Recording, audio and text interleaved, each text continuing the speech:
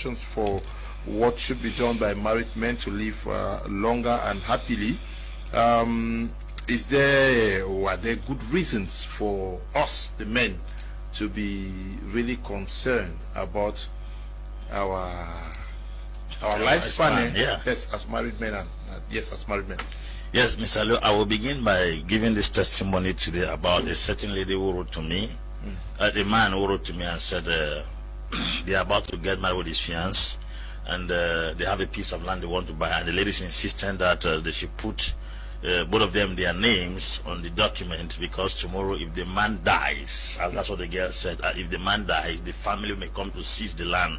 And I asked the man that who told the woman that you are the one that must die. There is this notion that the man has to die first. If you ask any woman, she will tell you the man has to die first. And I asked the girl, why do you think that it is your husband that will die first and the family will come to seize the land from you? I said, what gives you ownership over your husband's property is not your name being in any property document. It's that you people signed a joint property in monogamy. That is what gives you legal right to everything the man owns tomorrow. So if I thought the man is signing a monogamous marriage with joint property, then it's very obvious that everything the man owns tomorrow belongs to you. Your name must not be on a landed certificate, a car, or some other property before you own the property. So I told the girl that this notion that you guys believe that the man must die first, who brought it in your mind? Well, I couldn't help but understand the lady, because statistics has proven that in most marriages, men die first. And because of that, I started thinking. It got me thinking, and I've sat down today meditating on this topic, and I came to realize that there is an error in the pairing. The first problem is in the pairing. The pairing has to do with what? God said, I make man in my image, and I'm going to give him a helpmate. People should get married to assets instead of liabilities. When you marry a liability, your days on earth will go short, because you are going to play the responsibility of two persons. And once you are playing the responsibility of two persons, your lifespan will be short. Most of times, people don't get married to people who come to help them. They get married to people whom they admire. You may admire somebody who is not a helper. God did not give Adam a woman he admired. He gave a woman who was a helper. There is this song that came once. Ma chérie, maintenant on se marie plus au hasard. Si j'ai payé courant, tu vas payer de l'eau. That is to let you understand that in this modern day, we don't get married for nothing. There is an interest in marriage. And this marriage that we are doing this day is a marriage that the burdens of the family, the burdens of the extended family can be shared in between two parties. So marriage is a union of two persons who share responsibilities. I've always heard people preach and say the responsibility is the man. The responsibility is the man. But I beg to disagree today on this platform that marriage is a shared responsibility of two persons. The woman is coming to help. And once the man begins to play the role of the woman, the man carries the woman's burden and carries the woman's stress, and therefore the man is definitely bearing the woman's years of pain.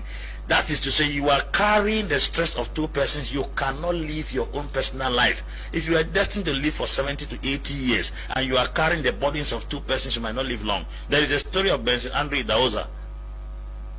The work he did for 60 years when he died, an autopsy was conducted on his body, and they said his system showed like someone that has lived for 120 years, which means he did a work for 120 years in 60 years. He compressed the job. So when a man carries his own burden and therefore carries the wife's burden in the family, his years are reduced, because the woman is a liability, not an asset. These days, you don't get married with sentiments and feelings. You open your eyes and look. What does she have to contribute in this relationship? Because it is a deal you are broken into.